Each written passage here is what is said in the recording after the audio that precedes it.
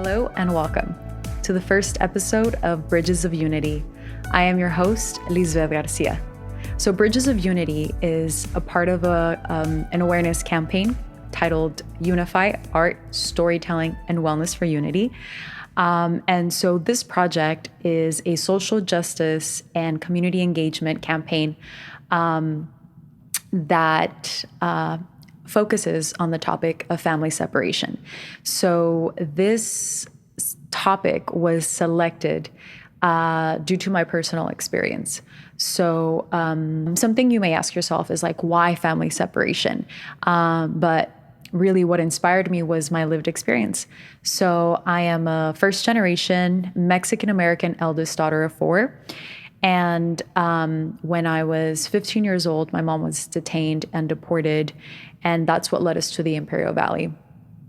And so I believe it's imperative that we begin to share some of the realities of our communities, especially as we embark in new projects or as there's new things coming into our valley.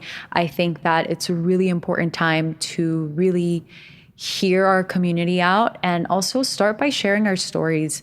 You know, I know it takes courage and to be completely frank, am I nervous? Absolutely. But I'm also very excited, you know, and I know it's an honor. Like walking uncharted territory has been a big part of my journey. And so to be able to do this, one, I feel super honored and very privileged to be able to do it. And lately my thing has been like, we're terrified, but we're doing it anyway. And I'm excited. And thanks so much again for witnessing my journey and being a part of it. And so without further ado, I'm going to jump right into it. So what you can expect in our podcast. So this is actually a mini series. And in the next few episodes, I'll be interviewing either, organizations or individuals that can contribute to the topic and share some of the work that they're doing within our communities. And that relate to the subject, of course. So, like I said, it'll be a mini series, and so now I'll jump right into my story. So some of you already might be aware, but again, what led us to the Imperial Valley was my mom's deportation. And this took place 16 years ago now. It's crazy because it's literally a little over half of my life that we've lived like this, you know, here and there, navigating life in between two countries. But to kind of backtrack a little bit, so both my parents are from Sinaloa, Mexico. My father was like 13, I believe, when he first migrated to the United States. And years later, when, you know, him and my mom dated, they got married and migrated my mom to the States. And I was born here in Las Vegas, Nevada. And so my parents gave us a beautiful upbringing. We spent a lot of time, you know, with our families every weekend. They did an amazing job at making sure that we had a strong foundation, whether it be through sports. You know, we practiced Taekwondo, we were in swim. So my parents were very good at keeping us engaged and always busy. And we grew up at the YMCA and community centers, at church also. And so we were very involved with our communities. And,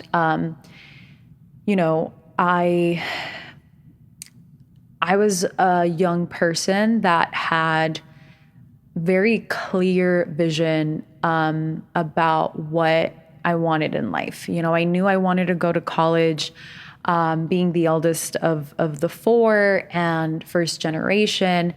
I knew I was very, very ambitious since really, really young. You know, I was always in the arts.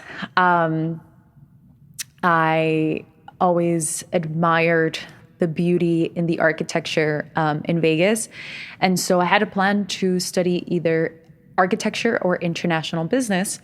And so I actually got accepted into a magnet school program. And so I was a freshman in high school. And it was 15 days before my quinceañera that everything changed for us.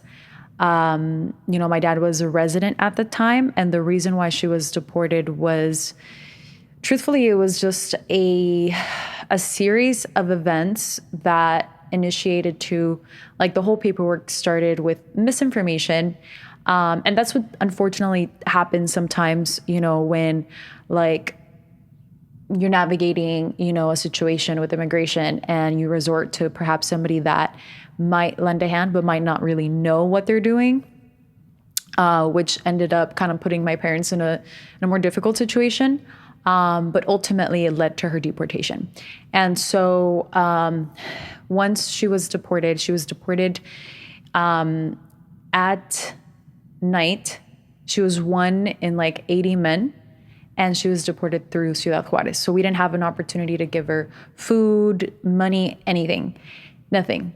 And so I remember we had just left the office of an immigration attorney who confirmed that my mom was detained and that she was within the immigration installations. And once we left that, she shared that the next day, the following day, we would be able to pay bail. My father and I would be able to pay bail. And mind you, I'm like 14 at the time. And that she would be released. And so as we exit the attorney's office, I get a phone call from an unknown number. And I ask my dad, like, should I answer? And he's like, sure.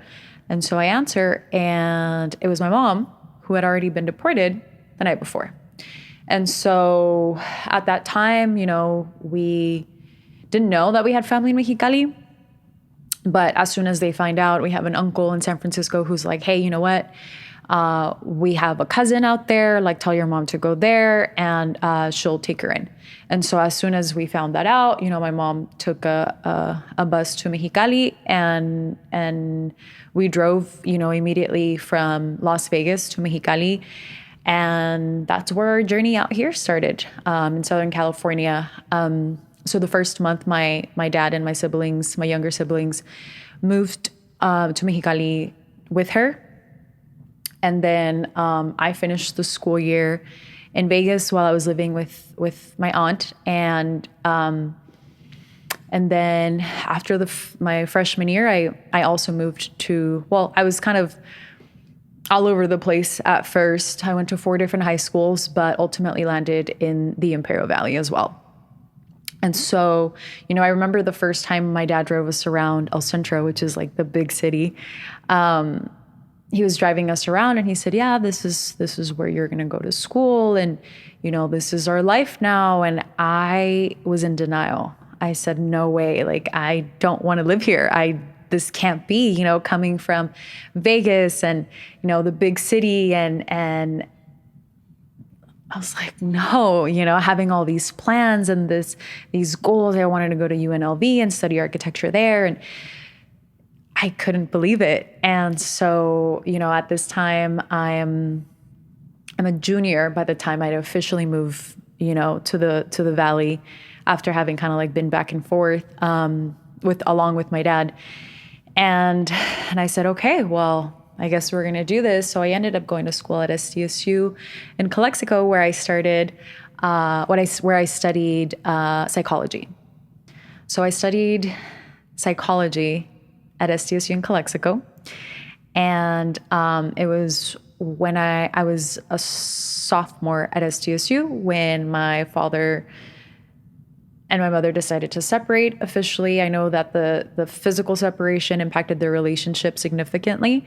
But at that time, my dad decided to just, move, like officially leave. And he left to Los Angeles.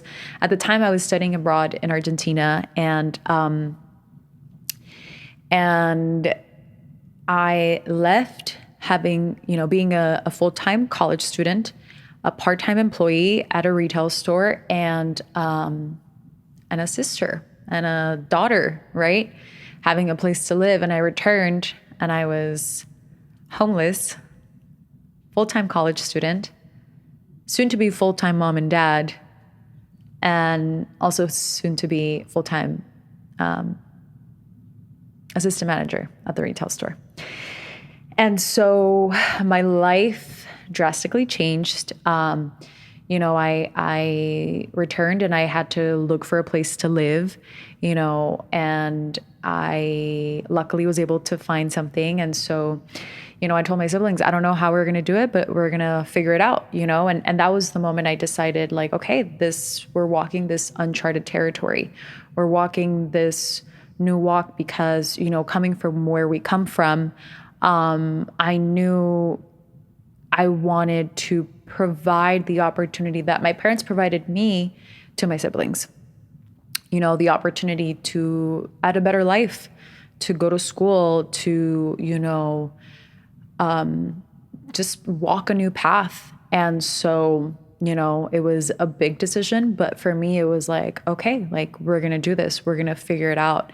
And so we did, just 4 kids on their own. At this time, I'm already 20, going on 21, and just navigating life on our own and trying to figure it out. And so, like, to say that there were like emotional and psychological impacts, I mean, definitely, from just needing a hug from my mom and like having to look up how much linea there is, excuse me.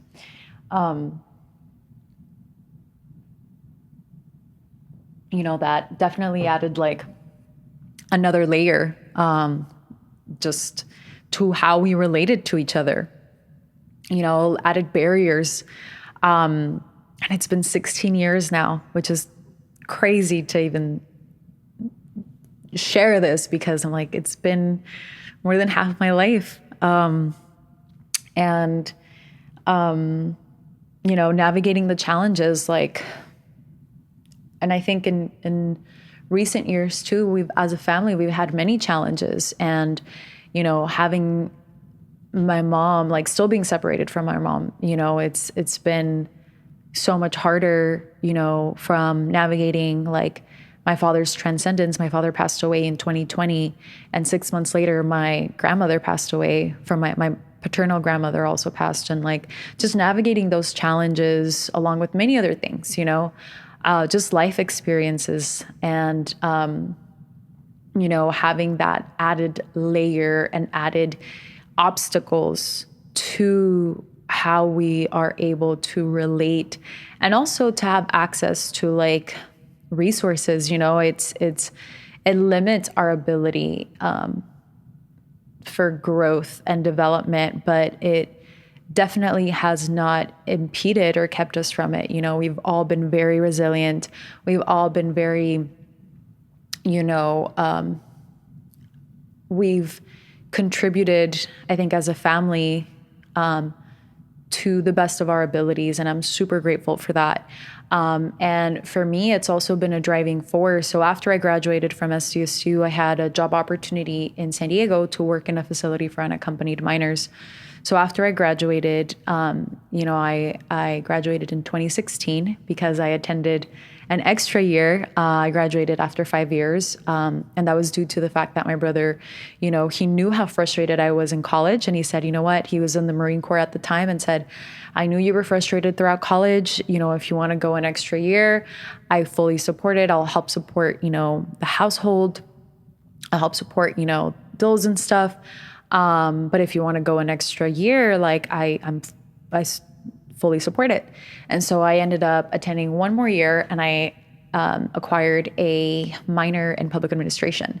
And so I was the happiest camper, like just being able to go an extra year and like actually like focus rather than just kind of like halfway do it, and just barely holding on and trying to juggle so many responsibilities from work to parenting to, just everything in between. And also being that bridge between my mother and her children, and being the person who like takes her children to her and so she could relate to them, you know?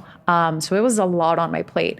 And as I'm like learning how to parent myself, parent my siblings, and just learning how to navigate life in this country, and also kind of translating the experience and introducing the experience. So it was a lot. And, but I also am very grateful for the experience because I know it was a big preparation.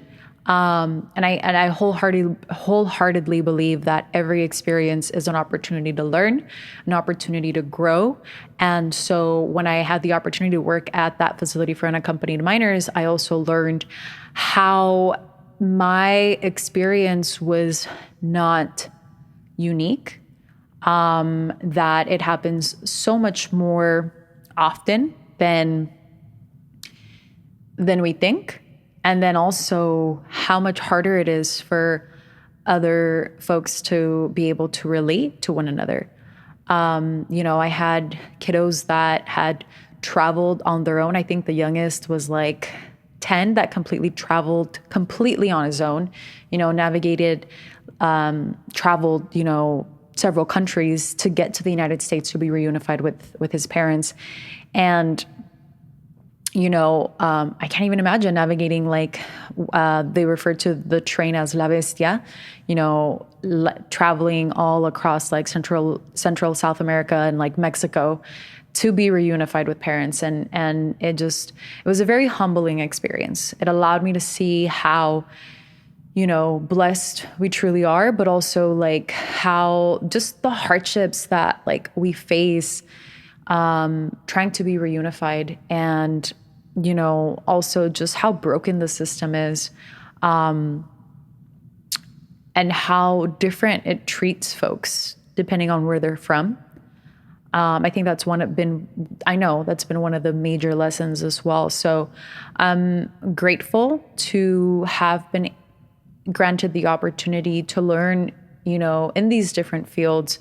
And through the implementation of this project too, you know, being able to serve my community, because I understand like family separation isn't just an issue of like immigration. I've learned that, you know, it's way bigger. It's way bigger. And through the implementation of Unify, I realized I needed to like niche. If I really wanted to serve my community in an impactful manner, I needed to kind of niche it down. So I opted to you know, connect to be able to serve foster youth. So during the outreach for this awareness campaign, I came across an organization that was contracted out to work with At Promise Youth.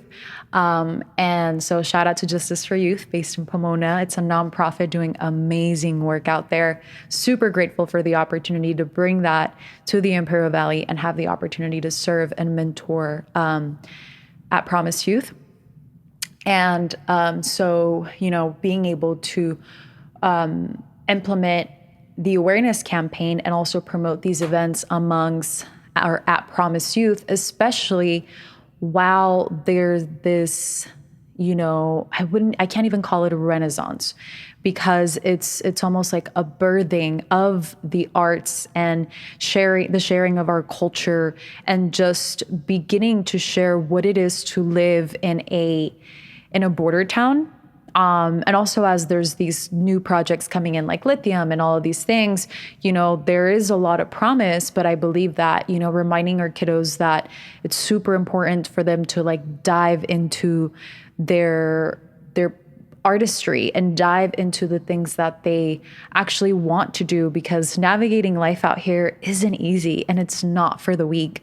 You know, like we live in a desert, and, just a couple of days ago, you know, they announced that Mexicali was the hottest city in the world for like 3 consecutive days. And it's wild that we are able to survive in such extreme situations. But that's what this area does. You know, it really shapes you and allows you to thrive in adversity. And so me sharing my story, I can only hope that it can inspire somebody that might be going through hardship and might be going through a hard time, inspire them that, one, like, you're not alone. And two, like, there's tools out there and resources that perhaps aren't as accessible to us, but like they're at a hand's reach. For me, a big thing was when trying to teach myself how to do, even how to self-parent or how to like process emotions. A big resource was Brené Brown, and her podcasts, her books, and Don Miguel Ruiz, just different, having access to different teachings and mentors and, being a good listener, being a good student. Those are some of the things that really helped me, when trying to navigate those things. And so, having the opportunity to lead and to mentor is a huge honor for me. And to share, literally just share, how we've navigated this uncharted territory, and also to learn. I'm really excited as we begin to launch this, to hear the feedback and also to listen, as I know we'll get better. I know we'll grow. I know, it's a process. It's a learning process. And I'm super grateful to be here, to be able to do this and to be able to utilize that pain and turn it into my power, turn it into that medicine. A big thing for me has been, like, oftentimes, like, we leave the tribe to bring back the medicine. And so through the implementation of Unify, being able to work with Justice for Youth, doing this, like, this is me bringing back the medicine. And I'm super grateful to be able to do it. And to live in a time where we can do this, it's wonderful. And I truly believe, I know that there's a lot of things happening, like, in the United States and just like around the world, right? But I truly believe that this is one of the best times to be alive. We have access to so many things. And do we have a long way to go? Absolutely. Starting with what we're experiencing, right? Like, uniting our families. I think that what really makes a nation strong is the nucleus, right? The family foundation. That's how communities are able to thrive, right? But oftentimes, like, there's, whether it be the broken systems, whether it be just marginalized communities and the hardships that are faced there, here, and the disservice and disinvested communities, right? But again, like, there's a lot of promise, and also just, as one of my mentors would say, we heal in community.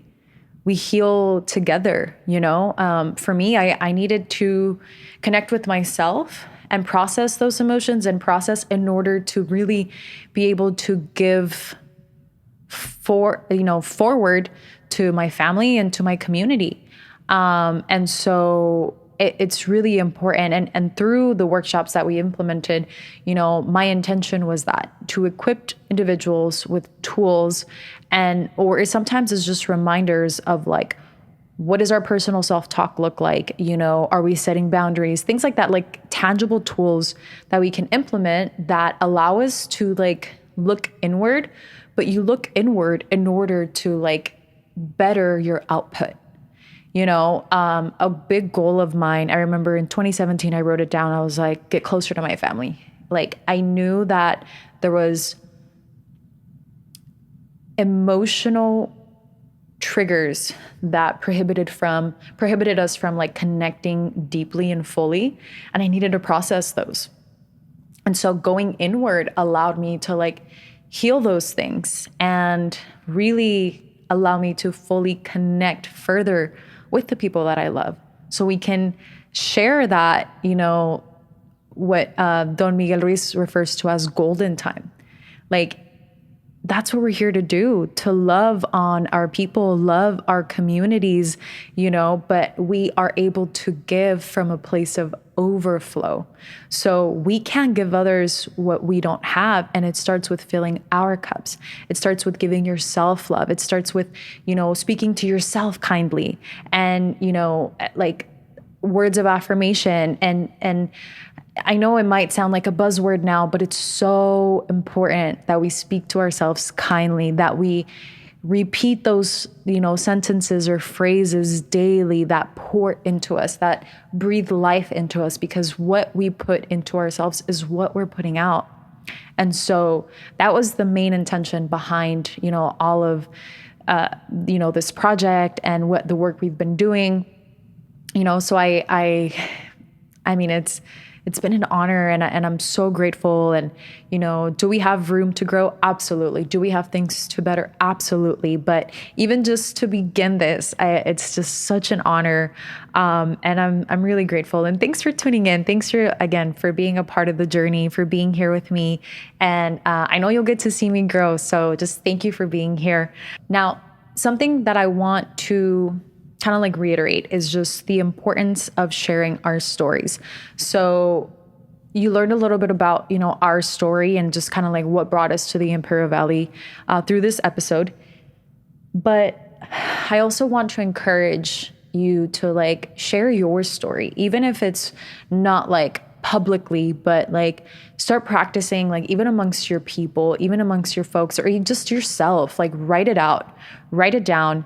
That's been a big thing for me, to process it, to forgive, to help me even like the whole, like processing like the conquest.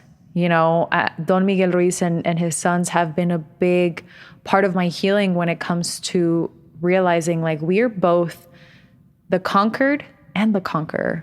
We're an extension of both at this time. We're all a blend. And so I think healing that is a big opportunity for collective healing. And it might sound cheesy, it might sound cliche, but I do believe that. I do believe that forgiveness is a powerful tool. But of course, it starts with acknowledgement of all, all of the things that happened, that continued to happen, and choosing to mobilize that change. And it starts with us. It starts with raising awareness. It starts with sharing the experiences and the stories, like, speak up, like share it. And again, it's scary. Like we're here, we're doing it, and I get it. Like sometimes these topics are uncomfortable and they can be controversial. But imagine if like hearing somebody's story makes you feel uncomfortable. Like imagine what that person felt living that, going through that.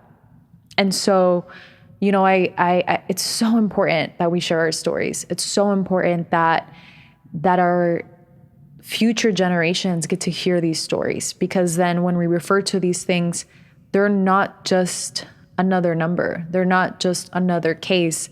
They're actually people. And when we're making decisions, that impact these individuals, like just stories can really create that change that we need, that we so desperately want and we need. And so I just really want to encourage that. And again, super happy and grateful that you're here. And in this mini series, we will be interviewing different folks that can get that, and you'll have the opportunity to listen to different stories and also learn some of the work that they're doing throughout our community. So I'm really excited for that. And yeah, so just, for upcoming episodes, we'll have different folks being interviewed by yours truly. And I just want to say thank you so much. Thank you for the team Precision. So this podcast is made possible by Precision, which is an Imperial Valley multimedia agency, and it is funded by, California Arts Council, and the Previs Foundation. Thank you so much for tuning in. Thank you for joining me, and stay tuned for the next episodes. Love you. So much love, so much gratitude, and thank you for joining me.